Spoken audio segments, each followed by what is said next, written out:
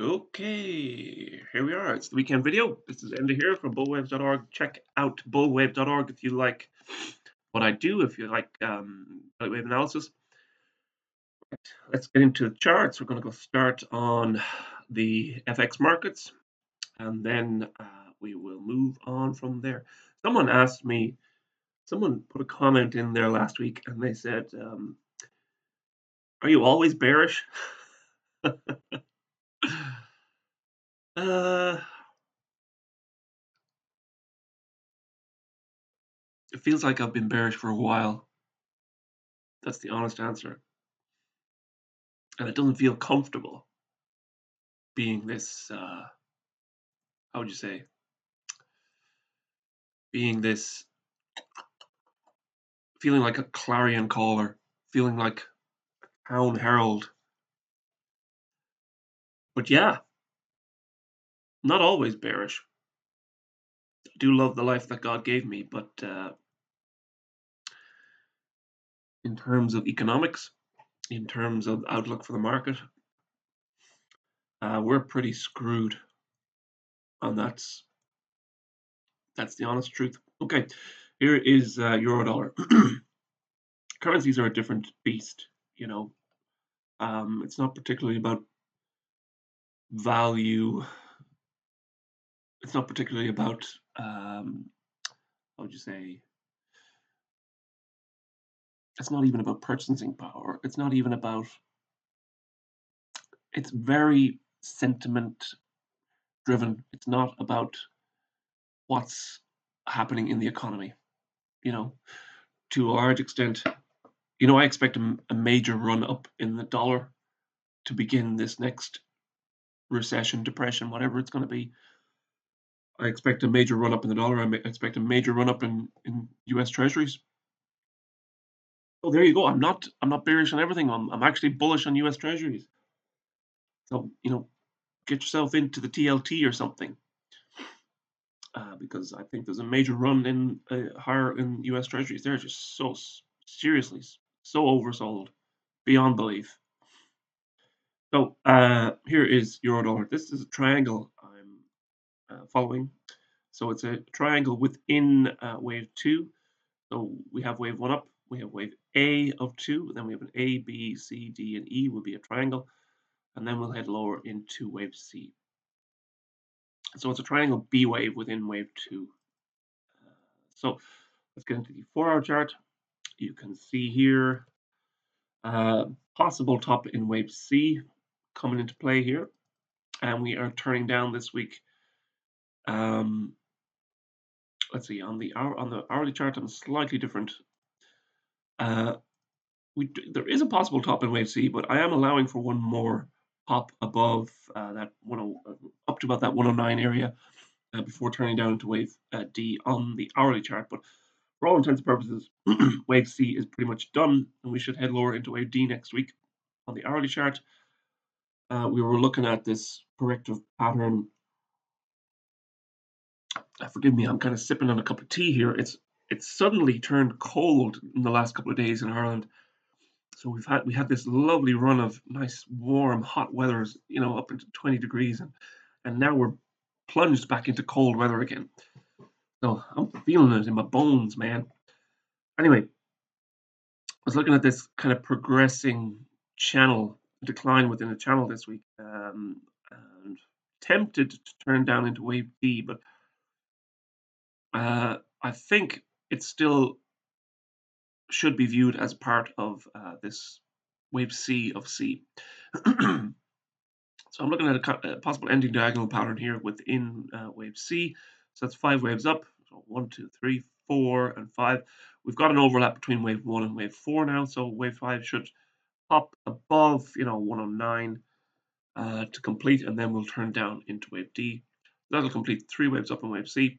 Wave D and E should get faster and faster. In terms of length of time it'll take to complete them. Probably maybe a couple of weeks each, maybe one more month to complete this triangle in wave B, and then we should head lower into wave C. Okay, so let's get into cable. Still looking at a top for wave 2 in place. So that's ABC up in wave 2. That completed back in last summer.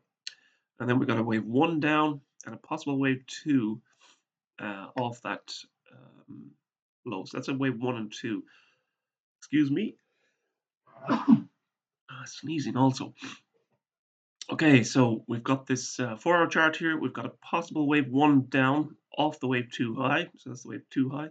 Wave 1 down, wave 2 up. And then looking at the idea that we're turning down into wave 3 coming up pretty soon. Here's the hourly chart. We haven't had any confirmation of the top for wave 2 yet. I would hope, or I was hoping to see a decline before this, below this fourth wave low here. So that'd be 126.43. And if we got 125, if we got a break of 126 again, I think that would indicate wave 1 of 1 was underway. I'm not being too greedy here. I'm just looking for a drop back below the wave A high, so that'd be 125.70. So if we fell into 125 in wave 1, I'd call that a win for wave 1, and then it would look higher into wave 2. Now, there's always a possibility that this is wave 1 and 2 now complete, and then maybe we've turned into wave 3 later on today. We shall see. We shall see. But next week, I do believe that we will turn down into wave 3 proper. Excuse me. Okay, dollar yen. We're continuing higher in wave 5. So we got the decline in 2022. That was wave 3 top, wave 4 low. We rallied out of that pretty powerfully. We topped out wave 3 at the previous wave 3 top, so that 152 area. And we declined late last year, sorry, in wave 4, and we were looking for a turn higher again into wave 5. We've got that. I don't think we're there yet. There's a caveat on that, but I don't think we're there yet. I think we still have wave 5 of 5 to complete. If you go to the 4-hour chart here, you can see how that is playing out. So we've got wave 1 up, wave 2 down, and 5 waves up in wave 3, wave 4 down, and then we're working on 5 waves up in wave 5. So who knows how much longer this is actually going to take. Wave 5 could extend.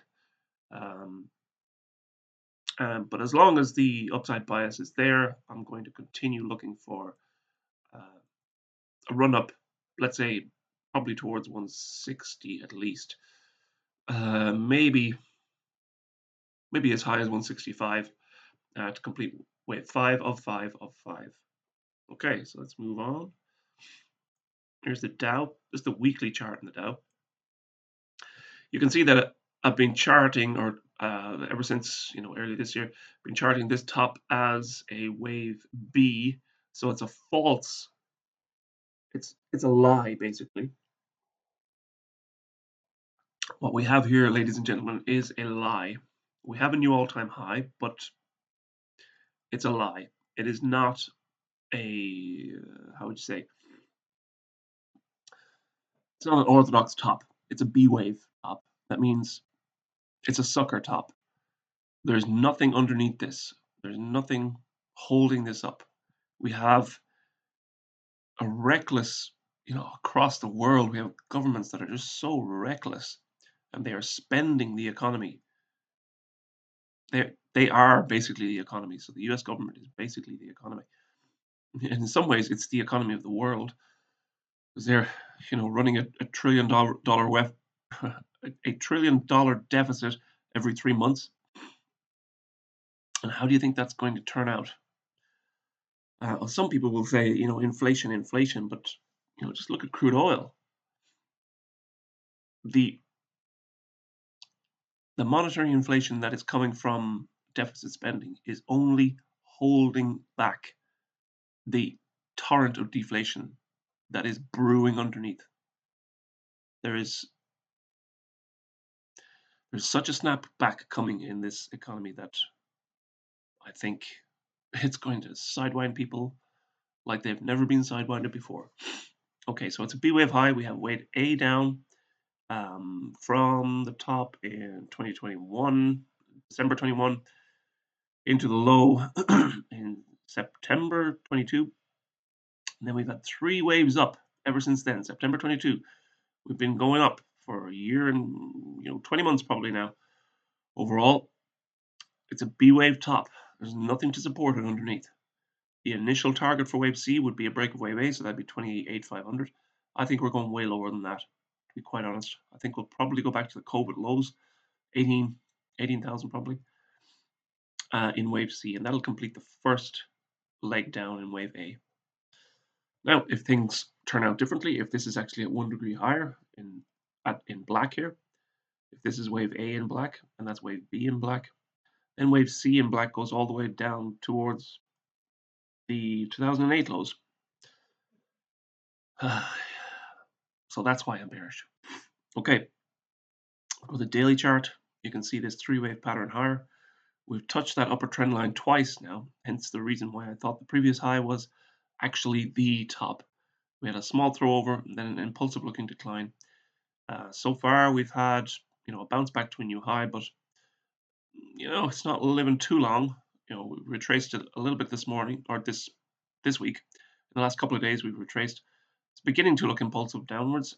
So I'm noting the fact here that we have failed to, if we zoom in here a little bit, we have failed to throw over as we did at the previous high. So the market came up to meet the upper trend line and then just refused basically at that upper trend line. So you can see on the short term, the 4-hour count, this is the channel that I've been tracking in forgive me, the 4-hour count. It's the channel I was tracking for wave C. We've got a 5-wave pattern up in wave C. We did break to a new high, so that does qualify as a minimum target, let's say, for wave 5. So I'm going to allow for that on the 4-hour count. So maybe we won't get up to that upper channel line at all in wave 5. So we've come back so far impulsively enough. We need to break that wave 1 high there. So that's 38,500.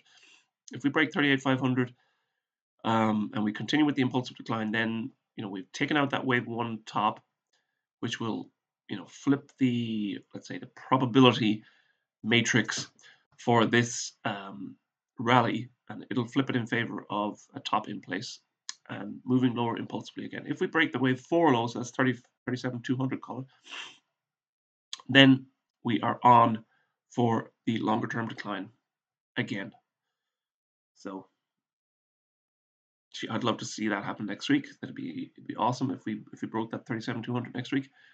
But even over the next couple of days, that's the wave 1 high here at 38,500. That's what I'm looking at. Okay, that's the hourly count. You can see I'm showing the top in place there. There's still a possibility that's wave 3, and this is only wave. Forgive me. So that's wave 3, and this is only wave 4. But as we get closer to that wave 1 high here at 38,500, then especially if we break that, that will pretty much rule out, or not rule out. That would pretty much give a clear signal that we have a top candidate for a top in place again.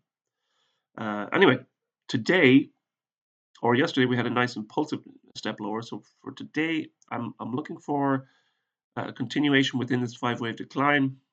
Well, with a bit of luck, we'll get down in wave 5 of 1. We'll break that important, that key level at the previous wave 1 high. So 38,500 is really where I'm looking at. I like the idea that we've broken the previous 4th wave low. So, however, that doesn't rule out the alternate count there. So I'm stuck between 2 stools here until we actually get a nice price signal by breaking a previous high. So that's what I'm looking at. Let's see if it happens. So we'll move on to gold. Here's the daily count in gold. This rally is being tracked as a wave 5 rally, but we cannot rule out the idea that we have a 3-wave pattern higher complete. So I'm not going to rule that out. It's still a screaming possibility here. But so far, for the moment, it looks like, if we go back to the hourly count, it looks like we have a correction in wave 4. So that'll be wave 4 within wave 3. So we have wave 4 here for the daily count. So that'll be wave 4 within this larger third wave rally. So we've got wave 1, 2, 3, 4. Or wave 4 is still underway, and then wave 5 will come up in wave 3 of 5. So it's we're stuck within a third wave at the moment. So in general, if this count is correct, then the impetus to the upside should remain. We should probably see a return higher next week again once we close out this correction. If we go to the lower degree count, we go to the 4-hour count. You can see this wave 3 top. A, B, C is what I'm looking for here in wave 4. So it's an expanded flat correction wave 4.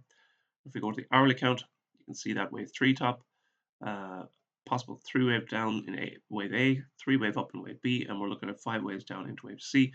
So we're looking at a minimum a break of 2270, let's say. That'd break the previous wave A low, and that would indicate that we're getting close to a low in wave 4. That's what I'd be looking for next week. Close out of wave 4, and then we return, look up again in wave 5. Okay, so crude oil is really where the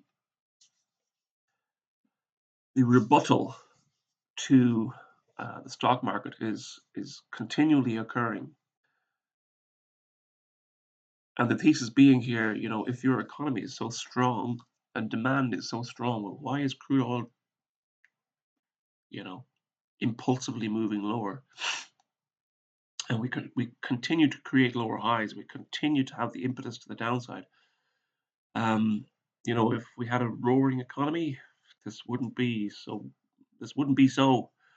So the idea here is that we've got a wave 1 and 2 complete, and we're turning down into a third wave of wave 5. So the 4-hour count shows that ABC pattern in wave 2. Wave C of 2, excuse me, it was an extended rally. So we had 3 waves up in wave A. We had a running flat correction wave B, and then we had a 1, 2, 3, 4, 5 rally in wave C. And now we've turned lower, and we have retraced most of that rally in wave C now. We're probably getting close to a low in wave 1 here. So let's get a label on that. I think we're pretty close to a low in wave 1 of 3. So next week I'll probably be looking for a rally in wave 2. Again, second wave lower high. We will turn to that next week when we actually do start to see a rebound off the lows. But the idea in general, or the, let's say, the warning signal that crude oil is giving us here is, that demand that people think is there ain't there. And in reality, that inflation that people keep screaming about ain't there. It's just not there. So crude oil crashing or turning lower or continuing lower in a possible 5th wave of wave 1. You can see the final count for wave 5 of 1. It might get choppy. It could be an ending diagonal pattern, to be honest. We're opening a little bit lower this morning. We'll see how the US trade goes. We have hit, let's say, the minimum target for wave 5 of 1 now. So depending on the rebound we get off here, it may indicate that wave 5 is already done. But I'm kind of looking, in the next couple of days, I'm looking for a low in wave 5 of 1, and then we look higher into wave 2 again. Initial target for wave 2 would be up around $80 again. So we'll see how it goes. Okay, so go to the S&P, the 4-hour count in the S&P. I've kind of allowed for a new high in the S&P next week, against all my willingness and biases to remain eternally bearish, as people say. But again, we're closing in on a final top for wave 5 of C of B, and that would be this again, the B wave top idea, and we're close to it. We're getting very close now. If we go to the hourly count, you can see this wave 1 and 2 pattern, and then a rally in wave 3. Possible expanded flat correction wave 4, and we turn higher into wave 5 today. Again, we will see how this works out. The idea here is that we complete this 5-wave pattern pretty soon next week, early next week, and then I'll be free to turn my attention lower into wave 1, down again. Let's see how today goes. Let's see what the trade brings today. If it does bring, you know, further downside, especially if we get a break of that wave 1 low, just like in the Dow, previous wave 1 low is the key here. So that's 50.90. If we break that 50.90 level, then, I'm willing to turn my attention to the downside again for the longer term. For the moment, we'll just kind of continue with this pattern until it's proved incorrect. So here is silver. There's a daily count in silver. That's that three-wave rally to a possible B wave top. That's the alternate count here. And it is still viable. Even after all this time, it's still viable. And if we do, if the let's say if the financial markets, the risk asset markets do turn down in a pretty significant manner, there's no way in the world that the precious metal markets will hold up. So, I'm not ruling this one out at all. So let's get to the 4-hour count. This is the main bullish count. Still suggests that we get a correction lower in wave 2, and I'm looking at about the $26 level for that. But 3 waves down over the next couple of weeks into wave 2. And once we get back down to around $26, then we will review where we stand. And it may, if the bullish count, the eternally bullish count, if that is correct, then that $26 low will offer a very, very lucrative and important low to start buying silver at again. But we'll see how we get on. Once we get there, we'll see how we get on. There's the hourly count, so a possible wave 1 top in place. Throw over above the upper trend channel line. And now we're working lower into initial wave A down. So I'm looking for 3 waves down in wave A over the next few trading days. And once that happens, we'll look higher into wave B. For the moment, I would like to see today, if something, important in terms of this wave count is going to happen today, then I would like to see a break of that at 2980 levels. That's the previous wave 3 high. If we slice down through that, that would be, I think, a reasonable signal that wave A of 2 is underway here. And that, I think, is that. So, as always, I may be a bear in economics. I may be, an eternal bear in, risk assets. I'm not a bear when it comes to U.S. dollar, U.S. treasuries. I'm not a bear. I'm kind of on the fence with silver and gold, but I think that story will tell its tale in the next few weeks, and we'll probably be able to parse out which wave count is more fitting on that one. But for eternity, I'm actually super bullish, if you want to say that. I'm super bullish for the eternal kingdom of the Messiah coming. Yeah, and that's going to be a hyper productive and amazing kingdom to be involved in. All the economies and kingdoms and uh, ruling systems of men are about to crumble, but a kingdom is coming that will not crumble. That is the Messiah's kingdom. Um, you can call me what you want, but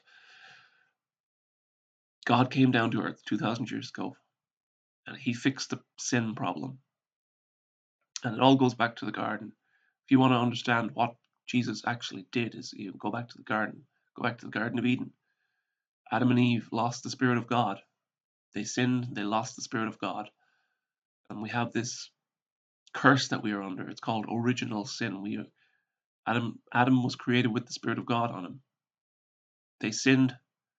The father of humanity, that is Adam, lost the Spirit of God. And then they were naked of the Spirit of God. And they had to go out into the world. And all his offspring, that is the children of men, were cursed from that day on. We are cursed with that separation from God. We do not have this. We're not born with the Spirit of God. So Jesus came, that is, God in flesh, came to win back the Spirit of God for humanity. It's the ultimate hero story.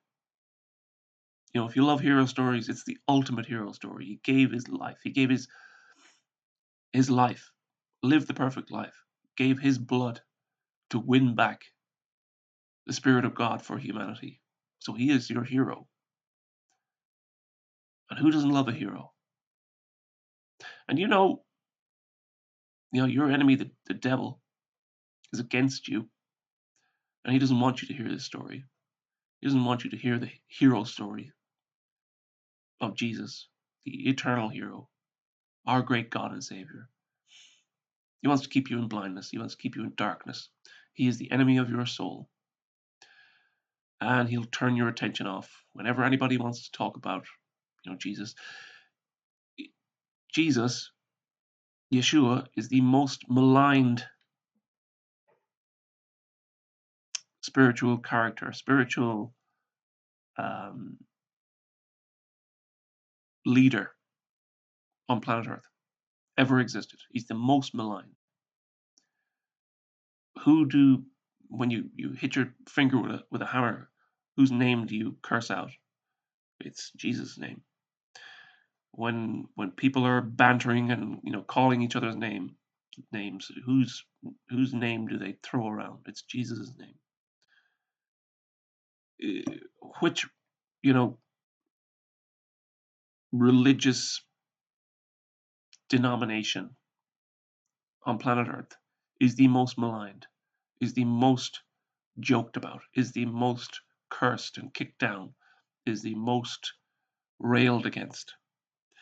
It's Christianity. It's the followers of Jesus. It's as Joe Rogan says, it's the most mocked religion on planet Earth throughout history. It's the religion. It's not. I don't like calling it a religion, but Jesus is the most mocked spiritual head. You'll never hear people calling the name of Muhammad when they hit their toe on a door. You'll never, or they won't shout out Allah. They won't curse that. They won't curse the religions of the devil. They won't curse Buddha. They won't curse anything. Vishnu or anything like that. They'll curse Jesus, and the reason that is because the enemy of your soul hates Jesus. That is, the devil hates Jesus. He is the one who came to save. He is the true hero. He is the archetype of sacrificial love. He is our great God and Savior. He saved us potentially. Everyone is saved potentially. And all he asks you to do is believe in him. Believe in the work that he did, that he paid for your sins on the cross, and that he rose up defeating death 3 days later. And if you believe that, you're saved. And it's going to be an awesome kingdom.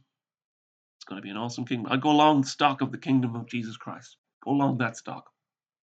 All right, that's the end. I've just killed my business there, but I'm long the stock of Jesus Christ. Until next week, if I'm still here, I will see you then. Have a good week. God bless.